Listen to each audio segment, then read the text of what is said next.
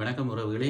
இந்த காணொளியில் நாங்கள் முக்கியமாக பார்க்க இருக்கின்ற விடயங்கள் தொடர்பாக நாங்கள் புதிய அமைச்சரவை பதவிகள் இப்பொழுது நியமனங்கள் செய்யப்பட்டிருக்கின்றது. அதனுடைய விவரங்களை நாங்கள் இப்பொழுது பார்ப்போம். வாருங்கள் காணொளிக்குள்ளே போவோம் பிரியமானவர்களே. அத்தோடு வடக்கு கிழக்கு மாகாணங்களில் 4 மருத்துவர்கள் தெரிவு செய்யப்பட்டிருக்கின்றார்கள். ஏற்கனவே 13க்கும் மேற்பட்ட மருத்துவர்கள் இம்முறை தெரிவு செய்யப்பட்டிருக்கிறார்கள். அதாவது வைத்தியர்கள் இந்த முறை நாடாளுமன்ற உறுப்பினர்களாக தெரிவு செய்யப்பட்டிருக்கிறார்கள். இவர்களில் ஒருவருக்கு அமைச்சு பதவி, சுகாதார அமைச்சு பதவி வழங்கப்பட்டிருக்கின்றது. அத்தோடு கிழக்கு மாகாணத்தில் ஒருவரும், வட மாகாணத்தில் 3 மருத்துவர்களும் தெரிவு செய்யப்பட்டிருக்கிறார்கள். அதை பார்ப்பதற்கு முன்பதாக நாங்கள் இறுதியாக இந்த மருத்துவர்களை பற்றி விவரங்களை கீழே நான் தருகின்றேன். யார் யார் எப்படி என்ன மாதிரி என்ற கருத்துக்களை உங்களிடத்திலேயே நான் விடுறேன்.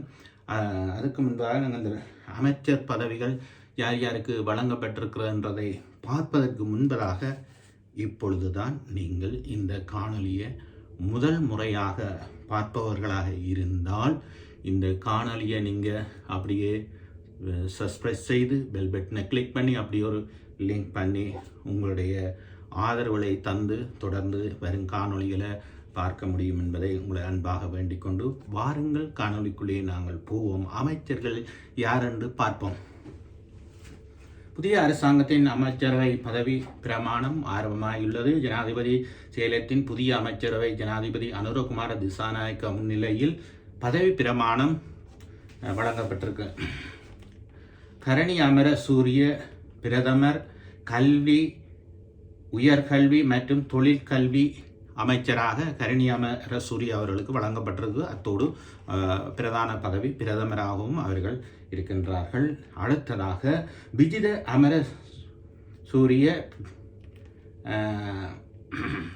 வெளிநாட்டு அலுவல்கள், வெளிநாட்டு வேலைவாய்ப்பு, சுற்றுலாத்துறை அமைச்சு பதவி அவர்கள் விஜித ஹேரத் அவர்களுக்கு வழங்கப்பட்டிருக்கிறது. ஏற்கனவே பேசப்பட்டது இவருக்கு பிரதமர் பதவி வழங்கப்படுமா என்ற ஒரு கேள்வி எழுப்பப்பட்டது. ஆனாலும் முன்னர் வழங்கப்பட்ட ஹரணி அமர சூரிய அவர்களுக்கு பிரதம பதவி தொடர்ந்தும் வழங்கப்பட்டிருக்கிறது.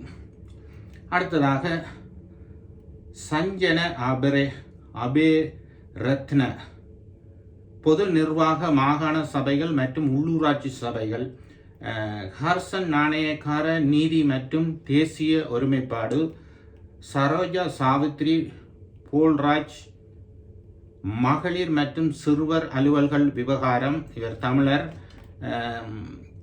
KD லால்காந்த விவசாய கால்நடைகள் காணி மற்றும் நீர்ப்பாசனம், அனுர கருணாதிலக நகர அபிவிருத்தி நிர்மாணிப்பு மற்றும் வீடமைப்பு, ராமலிங்கம் சந்திரசேகர் கடற்தொழில் மற்றும் நீரியல் வளத்துறை அமைச்சு பதவி வழங்கப்பட்டிருக்கு. வேறும் ஒரு மலையத்தைச் சேர்ந்த தமிழர்.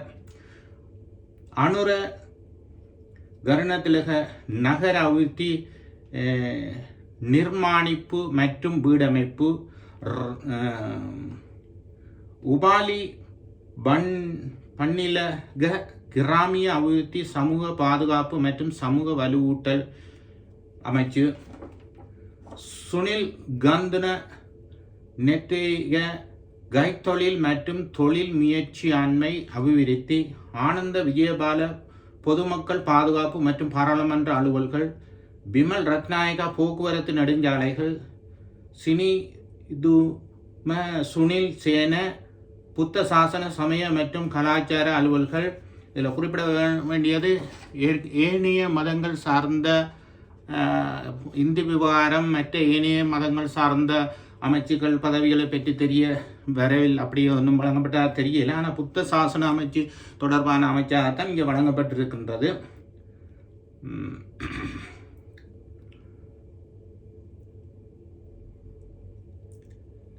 சுனில். அடுத்தது நலிந்த ஜெயஸ்திலக சுகாதார மற்றும் வெகுஜன ஊடக அமைச்சு, நலிந்த ஜெயஸ்திலக சுகாதார மற்றும் வெகுஜன ஊடக அமைச்சு வேறொரு மருத்துவர். சம்மந்த் வித்யா ரத்ன, பெருந்தோட்டம் மற்றும் சமூக உட்கட்டமைப்பு, சுனில் குமாரகம, இளைஞர் விவகாரம் மற்றும் விளையாட்டுத்துறை அமைச்சு, வசந்த சமரசிங்க, வர்த்தக, வாணிப, உணவு, பாதுகாப்பு மற்றும் கூட்டுறவு அபிவிருத்தி, கிறிஸ்தாந்த சில்வா அபேசன, விஞ்ஞான மற்றும் தொழில்நுட்ப அமைச்சு. 18 அமைச்சர்களுக்கு இந்த பதவிகள் பகிர்ந்தளிக்கப்பட்டு வழங்கப்பட்டிருக்கின்றது.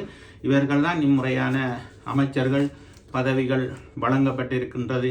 எனவே அன்பார்ந்தவர்களே, இதை விட வடக்கு கிழக்கில் 3 மருத்துவர்கள் தெரிவு செய்யப்பட்டிருக்கின்றார்கள். அவர்களுடைய மட்டக்களப்பு மாவட்டத்திலே மருத்துவர் இளையதம்பி ஸ்ரீநாத் தெரிவு செய்யப்பட்டிருக்கிறார். அதோடு வவுனியாவை சேர்ந்த சத்தியலிங்கம், இவர்கள் 2 பேரும் தமிழரசு கட்சியைச் சேர்ந்த மருத்துவர்கள் ஆவார்கள், வடக்கிலும் கிழக்கிலும். இதைவிட தேசிய மக்கள் சக்தி சார்பில் மருத்துவர் CS ஸ்ரீ பவானந்தராஜா தெரிவு செய்யப்பட்டிருக்கார். இவர் தேசிய மக்கள் சக்தி, அதாவது NDPயில் தெரிவு செய்யப்பட்டிருக்கார். இதைவிட சுயேட்சை குழுவில் போட்டியிட்டு வெற்றி பெற்ற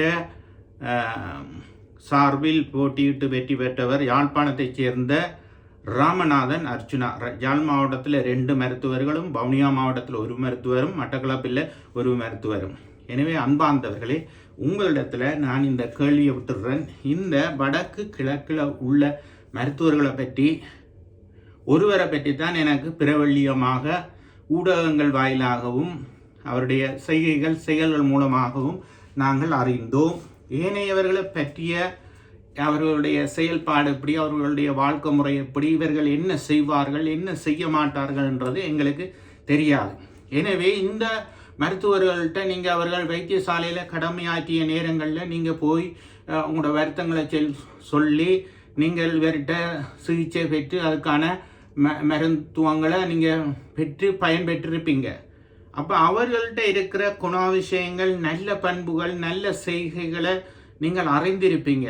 இந்த காணொலியை பார்க்குற நீங்கள் இந்த 4 மருத்துவர்களில் மக்களுக்கு மருத்துவம் சார்ந்த நல்ல பணிகளை யார் செய்திருக்கிறா, அல்லது மருத்துவங்கள் சார்ந்து மக்களுக்கு பிழையான முறையில் இவர்களில் யார் தனியார் மருத்துவங்களில் போய் பணியாற்றினா வேலை செய்தா நல்ல பணிகள் செய்திருக்கிறா, இவங்களோட குணாம்சங்கள் என்ன, இவரால் யாரால் எங்களுக்கு நன்மை கிடைக்கும், யார் உண்மையாக மக்களுக்கு நல்ல பணிகளை சேவைகளை செய்வா, மக்களுக்கு எதிராக நடக்கிற அநீதிகளை, மக்களுக்கு எதிராக நடக்கிற ஊழல்களை, மக்களுக்கு எதிராக நடக்கிற முறைகேடுகளை இவர் யார் தட்டி கேட்கக்கூடியவர், யார் துணிந்து பேசக்கூடியவர்கள், பிழையான விடயங்களை வெளியில யார் பகிரங்கமாக கொண்டு வரக்கூடியவர், யார் துணிஞ்சவர், யார் எதையும் எதிர்த்து நிற்கக்கூடியவர், அதிக முறை வழக்குகளை சந்தித்தவர் என்ற விடயங்களை பற்றி